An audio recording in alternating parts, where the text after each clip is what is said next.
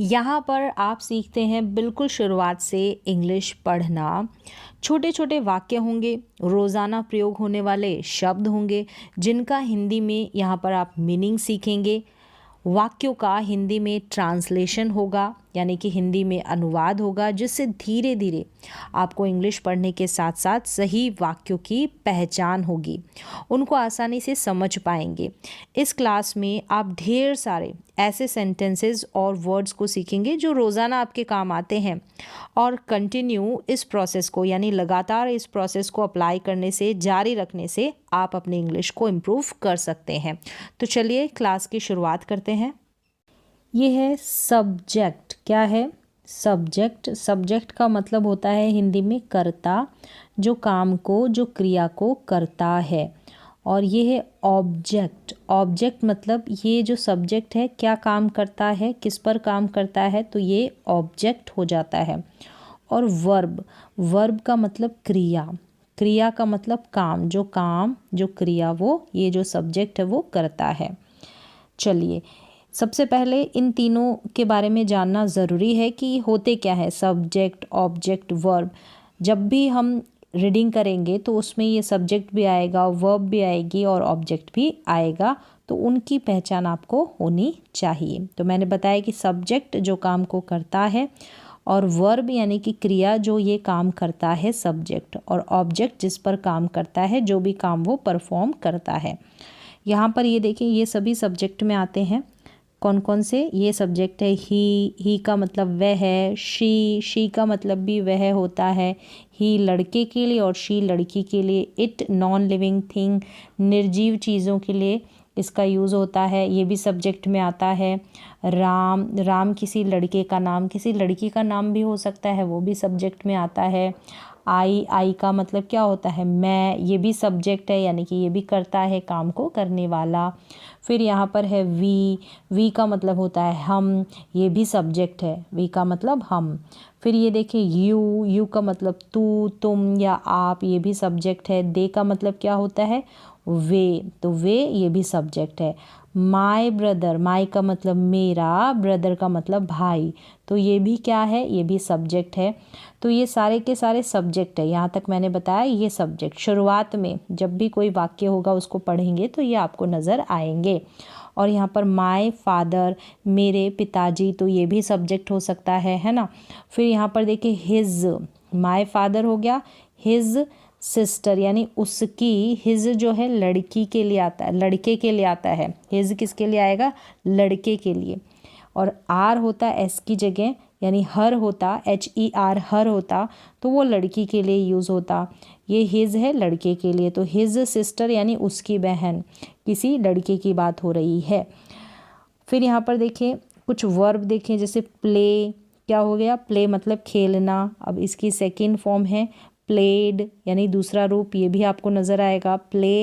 Played का मतलब खेलना, और इसी का तीसरा रूप, थर्ड फॉर्म आ जाती है, तो ये प्लेड। ये क्या होती है? क्रियाएं होती है, वर्ब होती है जो बदलती रहती है। और ये कौन सी वर्ब की बात हो रही है उसी के अनुसार हम हिंदी के सेंटेंसेस को ट्रांसलेट करते हैं, समय को ये बताती है कौन से समय की बात हो रही है, वर्तमान की, भविष्य की, या फिर भूतकाल की। फिर यहाँ पर देखिए कुक, ये क्या है? कुक मतलब पकाना, भोजन पकाना, तो कुक। फिर इसकी दूसरी फॉर्म क्या हो गई? कुक्ड हो गया, ED लग गया है, तो ये सेकंड फॉर्म बन गई है कुक्ड। फिर थर्ड फॉर्म में भी ED लग जाता है तो कुक्ड, ये भी थर्ड फॉर्म हो गई है। तो कुक, कुक्ड, कुक्ड। कुक का मतलब होता है खाना पकाना। तो इस तरीके से वर्ब जो है, ये क्रियाएं जो है, ये भी याद होनी चाहिए। फिर यहाँ पर थोड़ा देखें कि गो है, इसकी अगर सेकंड फॉर्म, गो का मतलब जाना, तो गो का दूसरा रूप है वेंट। क्या है? वेंट। इसका मतलब भी गया। जब ये जाना हो गया तो सेकंड फॉर्म में गया। फिर यहाँ पर गॉन, गो, वेंट, गॉन, तो ये क्रियाएं जो है ये याद होनी चाहिए, तभी एक सही तरीके से एक वाक्य का ट्रांसलेशन कर पाएंगे उसको पढ़कर।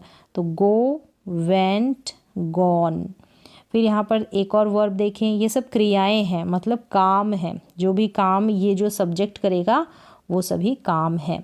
फिर कम का मतलब क्या होता है, आना, कम कहीं पर आपको कम केम के रूप में नज़र आएगा, मतलब ये भूतकाल की बात होगी तब, और ये सेकंड फॉर्म है। और थर्ड फॉर्म भी कम होती है, थर्ड फॉर्म क्या होगी, कम की कम ही होगी।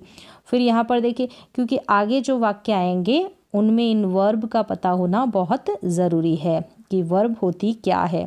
फिर यहाँ पर देखिए राइट, राइट का मतलब क्या होता है, लिखना। यहाँ पर डब्लू जो है ये साइलेंट है, डब्लू आर साथ में आते हैं तो डब्लू मोस्टली साइलेंट रहता है। तो ये क्या है, राइट के बाद रॉट, इसको पढ़ेंगे रॉट। यहाँ पर भी डब्लू साइलेंट है, तो राइट का मतलब लिखना और रॉट का मतलब लिखा। यहाँ पर रिटर्न, डबल टी आएगा रिटर्न में, और ये थर्ड फॉर्म होती है, यानी कि लिख चुका है या लिख चुका था, इस तरीके से अनुवाद होगा। फिर यहाँ पर ये सारी की सारी वर्ब्स है, ये बताई है क्योंकि जब आप और भी सेंटेंसेस एडवांस लेवल पर देखेंगे तो ये वर्ब आपको देखने को मिलेगी। अभी तो मैंने साधारण से सिंपल से सेंटेंसेस को पढ़ना और उनका हिंदी में अनुवाद बताया है। ये देखिए, जैसे कि आई यानी कि मैं, प्ले, प्ले का मतलब खेलना, आई प्ले, मैं खेलता हूँ। फिर यहाँ पर अगला वाक्य देखिए, आई प्लेड। अब ये प्ले जो है यहाँ पर प्लेड बन गया, यानी कि यहाँ पर सेकंड फॉर्म है, वर्ब की सेकंड फॉर्म है। तो मैं खेला, यानी कि भूतकाल की बात है, मैं खेला। फिर यहाँ पर आई के बाद में विल आ गया है, मैं, आई का मतलब मैं, और विल का हिंदी में अनुवाद गा गे गी से होगा। अब कैसे जुड़ेगा ये, प्ले का मतलब क्या होता है, खेलना, तो मैं खेलूँ, और गा, खेलूँगा, मैं खेलूँगा, यानी कि ये भविष्य की बात कर रहा है ये वाक्य, भविष्य यानी फ्यूचर की, आने वाले समय की, फ्यूचर का मतलब भविष्य।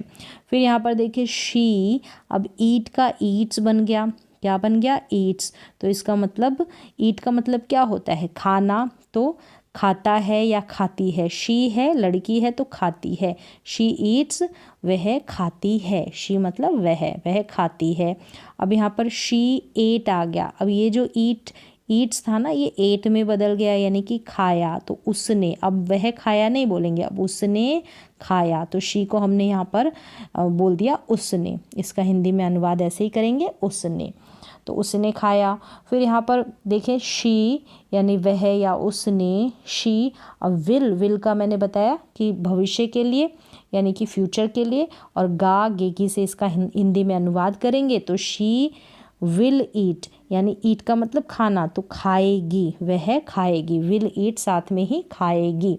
फिर यहाँ पर देखिए आई एम, और फिर प्ले के बाद में यहाँ आईएनजी भी लगाए तो प्लेइंग हो रहा है। प्ले का मतलब क्या होता है, पहले देखिए खेलना, तो मैं, यहाँ पर मैं सब्जेक्ट है, मैं क्या कर रहा है, खेल रहा है, तो कर रहा है कोई किसी काम को, तो यहाँ पर आईएनजी के साथ आ जाएगा प्लेइंग, प्लेइंग जुड़ जाएगा, ऐसे प्ले के साथ आईएनजी जुड़ जाएगा तो प्लेइंग। एम और प्लेइंग का खेल रहा है, तो मैं खेल रहा हूँ या मैं खेल रही हूँ।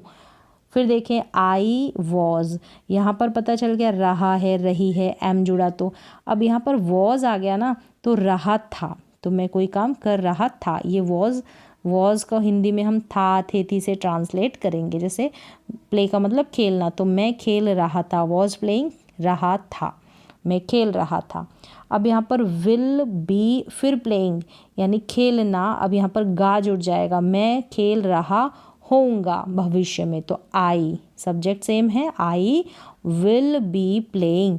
तो इस तरीके से इन वर्ब्स के बारे में आपको पता होना चाहिए, तभी आप सही तरीके से हिंदी में अनुवाद कर पाएंगे। फिर यहाँ पर है शी इज़, यानी वह, इज़ यानी है, अब आईएनजी वाली वर्ब तो है नहीं, कहाँ पर है वह, एट यानी पर, होम घर पर है। फिर यहाँ पर है शी, वह थी, पास्ट की बात है, थी, अब एट मतलब पर, कहाँ पर, घर पर, home, she was at home. She will be, अब विल बी के बाद भी आईएनजी वाली वर्ब नहीं है, इसमें भी घर पर, यहाँ पर एट पर, होम यानी घर, विल बी यानी होगी, तो वह घर पर होगी, she will be at home. अब यहाँ पर देखें ही, वह, गो मतलब जाना, ईएस जुड़ गया तो जाता है, वह जाता है। ही वेंट, गो की सेकंड फॉर्म हो गई वेंट, तो गो का मतलब जाना और वेंट का मतलब गया, तो वह गया। अब विल गो आ रहा है ही के साथ, ही का मतलब वह है, विल गो यानी कि जाएगा, इस गा में इस विल के लिए इसका मतलब आ जाएगा गा। ही विल गो वह जाएगा। अब दे यानी कि वे, कुक पकाना, फूड मतलब भोजन, दे कुक फूड वे भोजन पकाते हैं। अब यहाँ पर कुक्ड हो गया है, सेम वही पकाना है, भोजन पकाना, तो कुक्ड होगा, कुक्ड हो गया है तो दे कुक्ड फूड यानी कि वे, उन्होंने, अब वे नहीं बोलेंगे, अब इस दे को हम उन्होंने भी बोल सकते हैं, तो उन्होंने भोजन पकाया भूतकाल में यानी कि बीते हुए समय में। अब यहाँ पर भविष्य में विल आ गया तो कुक फूड करेंगे भविष्य में, तो वे भोजन पकाएंगे, भोजन पकाएंगे। फिर यहाँ पर दे, वे आर कुकिंग यानी पका रहे हैं, क्या कर रहे हैं, भोजन पका रहे हैं, दे यानी वे भोजन पका रहे हैं, दे आर कुकिंग फूड। अब दे वर कुकिंग फूड यानी भोजन पका रहे थे, दे के साथ वर आएगा, ये पहले ही बताया मैंने, तो वे भोजन पका रहे थे, वर यानी थे हो गया क्योंकि दे है ना इसलिए। फिर यहाँ पर देखें दे के बाद में विल बी कुकिंग फूड आ रहा है, यानी भोजन कब पकाएंगे, भविष्य में, तो गे पकाएंगे यानी गे, तो विल के साथ यहाँ बी लगेगा और फिर वर्ब में आईएनजी जुड़ जाएगा। वर्ब का मतलब क्रिया, मैंने बताया कुक है ना यहाँ पर, तो इसमें आईएनजी लग जाएगा। They will be cooking food यानी कि वे भोजन पका रहे होंगे भविष्य में, फ्यूचर में। वी यानी हम, गो टू जाते हैं कहाँ, school, go to school, we go to school हम स्कूल जाते हैं। अब यहाँ पर we went to school, went to school, went का मतलब हम गए, यहाँ पर तो जाते हैं और यहाँ पर वेंट गए। यहाँ पर विल गो यानी जाएंगे, we will go to school हम स्कूल जाएंगे। फिर यहाँ है ही कम्स, वह आता है, कम्स यहाँ पर आता है। हेयर मतलब यहाँ, हेयर मतलब यहाँ, वह यहाँ आता है। ही, अब कम का केम यानी आया, यहाँ, वह यहाँ आया, ही केम हेयर, अभी नहीं बीते हुए समय में आया। और विल कम यानी कि आएगा, ही विल कम हेयर, यहाँ वह यहाँ आएगा, वह यहाँ आएगा। फिर यहाँ पर है आई गो देयर, मैं, देयर का मतलब वहाँ, हेयर का मतलब क्या होता है यहाँ, और इसका अपोजिट हो गया देयर, देयर का मतलब वहाँ। मैं, गो का मतलब जाता हूँ, देयर यानी वहाँ, मैं वहाँ जाता हूँ। अब यहाँ पर जाता हूँ, वेंट का मतलब गया, देयर में गया, आई वेंट देयर, मैं वहाँ गया। और विल गो मतलब जाऊँगा, आई विल गो देयर यानी वहाँ, मैं वहाँ जाऊँगा। फिर यहाँ है आई एम टीचिंग, टीच का मतलब क्या होता है, पढ़ाना, सिखाना, तो यहाँ पर एम के साथ और फिर आईएनजी के साथ जुड़ा है, तो पढ़ा रहा हूँ या पढ़ा रही हूँ, तो आई एम टीचिंग, मैं पढ़ा रही हूँ। फिर यहाँ पर वॉज है तो पढ़ा रही थी हो जाएगा वॉज को लेकर, तो आई वॉज टीचिंग, मैं पढ़ा रही थी। फिर यहाँ पर है आई विल बी टीचिंग है, विल बी टीचिंग मतलब पढ़ा रही होंगी, मैं अभी नहीं, मैं फ्यूचर में आने वाले समय में पढ़ा रही होंगी, आई विल बी टीचिंग। तो इस तरीके से यहाँ पर देखा कि यहाँ पर कैसे जो सेंटेंसेस है बदल जाते हैं। तो बहुत ही सिंपल तरीके से यहाँ पर सिंपल ही है, सारे सेंटेंसेस बहुत ही साधारण से हैं, सिंपल से हैं।